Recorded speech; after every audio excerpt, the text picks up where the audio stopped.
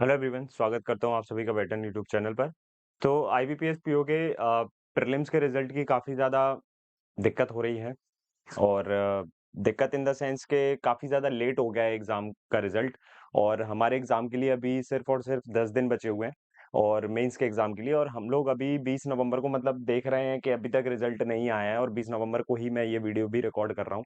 अब इसमें चिंता की बात बताएं क्या है कि ऐसा नहीं है कि ये पहली बार हो रहा है, इसके पहले भी ये काफ़ी बार हो चुकी हैं सारी चीज़ें। लेकिन यहाँ पे 2-3 पॉइंट जो मेजर पॉइंट हैं जो मुझे दिख रहे हैं या फिर जो स्टूडेंट्स ने मुझसे डिस्कस किए हैं, उसके बारे में मैं ये वीडियो बना रहा हूँ और उसी वजह से ये वीडियो बना रहा हूँ। अदरवाइज़ मेरा वीडियो बनाने का कोई भी मतलब था नहीं, क्योंकि ऐसा एक वीडियो मैं ऑलरेडी बना चुका था। अब देखो प्रॉब्लम क्या आ रही है ना कि अब जैसे 10 दिन बाद हमारा मेंस का एग्ज़ाम है, ठीक? अब पहली बात तो आईबीपीएस ने कहीं पे भी क्लियर नहीं किया है तुम्हारे से कि कहाँ पे तुम्हारा एग्ज़ाम है। मतलब एग्ज़ाम का सेंटर नो डाउट आपने डाला है, बट वो कितने बजे होगा? वो सुबह वाली शिफ्ट में है, वो शाम वाली शिफ्ट में है, वो दिन में है, वो कब है? क्योंकि लास्ट ईयर जो एग्ज़ाम हुआ था वो हमारा आई थिंक मुझे याद है 1 बजे एग्ज़ाम हुआ था मेंस का। और अगर आरआरबी की बात करें तो आरआरबी के हमारे मॉर्निंग में एग्ज़ाम शिफ्ट हुए थे शेड्यूल्ड।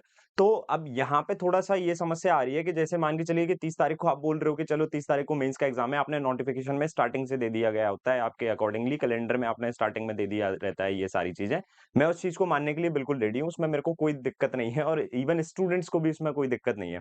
मेन परेशानी बताइए क्या हो रही है? परेशानी ये हो रही है कि स्टूडेंट अभी थोड़ा-सा ना हैरान है, परेशान है इस चीज़ को लेके कि यार हम कब तक पढ़ेंगे उस चीज़ को? ऐसा नहीं है कि आपने 30 तारीख को एग्ज़ाम दिया है तो हमें 30 तारीख पक तक पढ़ना है, बिल्कुल पढ़ेंगे, स्टूडेंट पढ़ भी रहे हैं और हम लोग उसको पढ़ा भी रहे हैं।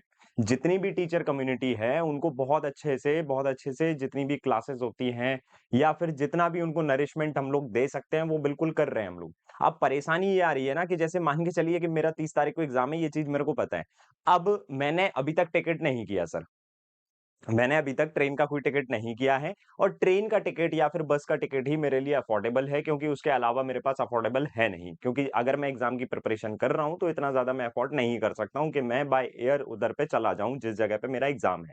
अब अगर मैं 29 तारीख का टिकट कराता हूँ और 30 तारीख को अगर मॉर्निंग में मेरा एग्ज़ाम होता है और मैं वहाँ नहीं पहुँच पाता हूँ और किसी भी कारणवश अगर मैं वहाँ नहीं पहुँच पाया तो इसमें मेरी गलती तो बिल्कुल भी नहीं है। अगर मान के चलिए कि आपने रिज़ल्ट दिया है और रिज़ल्ट देने के बाद से मेरे को रिज़र्वेशन कन्फर्म ही नहीं मिल रहा है किसी जगह पे, तो ये दिक्कत वाली बात उस स्टूडेंट के लिए है जो स्टूडेंट उस सिटी में या फिर जहाँ पे उसने सेंटर डाला है वहाँ तक नहीं पहुँच पा रहा है, क्योंकि वो उसके हाथ में नहीं है।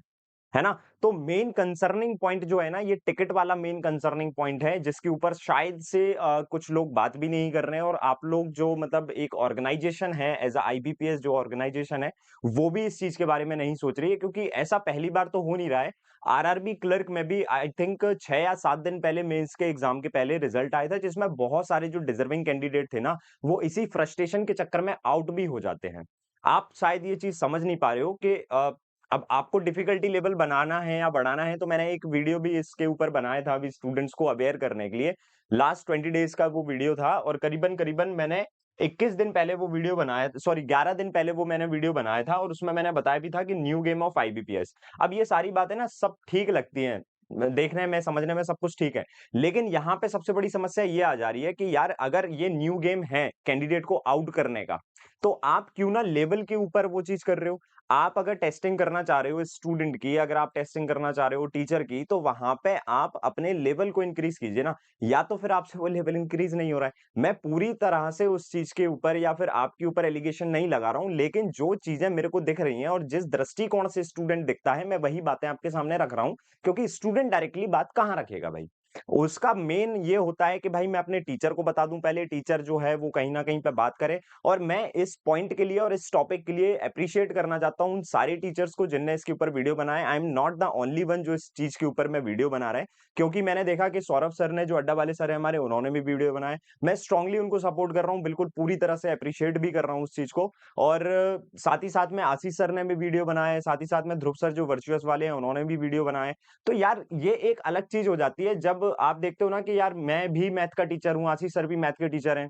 मैं भी रीजनिंग पढ़ाता हूँ, सौरभ सर भी रीजनिंग पढ़ाते हैं, ध्रुव सर भी रीजनिंग पढ़ाते हैं और ऐसे तमाम इन्फ्लुएंसर्स हैं जिन्होंने इस टॉपिक के ऊपर वीडियो बनाया है। तो देखो यार चिंताजनक विषय है, स्टूडेंट्स की हम लोग परवाह कर रहे हैं इसलिए ये वीडियो बन भी रहा है ना? तो अब यहाँ पे ये चीज़ नहीं आ जाती कि मैं भी अगर सेम सब्जेक्ट पढ़ा रहा हूँ तो मैं उनका नाम क्यों ले रहा हूँ? क्योंकि उन्होंने वो चीज़ सही की है इसलिए मैं उनका नाम ले रहा हूँ। और कहीं न कहीं देखो बैंकिंग वाली कैटेगरी में अगर हम बात करें बैंकिंग के जितने भी एग्ज़ाम हो रहे हैं हमारे ऑल ओवर इंडिया में, उसमें कहीं न कहीं ये चीज़ की जो यूनिटी वाली जो चीज़ होती है ना, ये भी कहीं न कहीं थोड़ी-सी लैग कर जाती है।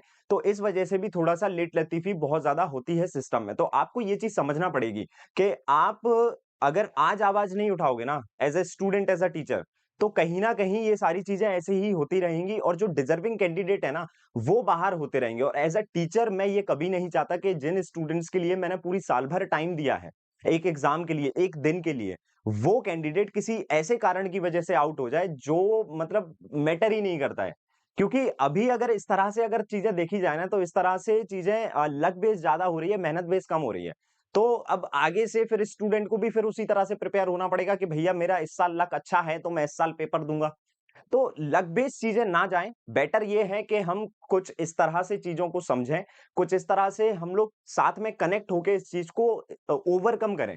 क्योंकि अगर आप ये चीज़ अभी नहीं सोचोगे तो आगे भी यही सारी चीज़ें हमारी कंटिन्यू होती रहेंगी, है ना? और मैं स्टूडेंट्स को एक चीज़ बोलना चाहता हूँ कि अगर कोई भी यहाँ पे लेट हो रहा है रिजल्ट में या कुछ भी लेट-लतीफ़ी वगैरह जो आप देख रहे हो, तो इसमें आपको परेशान नहीं होना है, इसमें आपको फ्रस्ट्रेट नहीं होना है। इसमें आप अपनी प्रिपरेशन करिए बाकायदा, बढ़िया तरीके से, जो भी तरीके से आप कर रहे हो और मेरा एक सजेशन यही रहेगा, भले ही आप मेरे से पढ़ते हो या नहीं पढ़ते हो, मैं यही बोलूँगा जिस भी टीचर को आप फॉलो कर रहे हैं, उनसे पढ़िए क्योंकि वो आपके करियर के लिए सोच रहे हैं, वो आपके लिए करियर के लिए कुछ ना कुछ आपको वहाँ पे डेली पढ़ा रहे हैं और दे रहे हैं, जिससे कि आप कॉन्फिडेंट रहें। आप रिजल्ट के बारे में ज़्यादा सोचोगे तो कहीं न कहीं थोड़ी-सी परेशानी होगी और जो प्रिपरेशन आप करते आ रहे हो पिछले 6-7 महीने से या 1 साल से पार्टिकुलरली इस एग्ज़ाम के लिए, वो वहाँ पे परफॉर्मेंस डाउन हो जाएगी।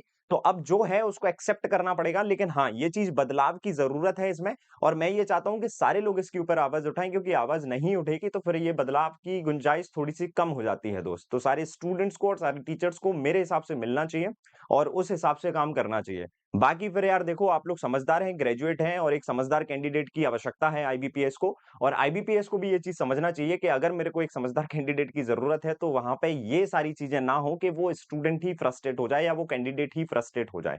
समझ रहे हो? तो मेरा मेन मकसद यही था इस वीडियो को बनाने का कि मैं आप तक ये सारी बातें रख सकूँ, क्योंकि देखो हम तो डेली पढ़ा रहे हैं भाई।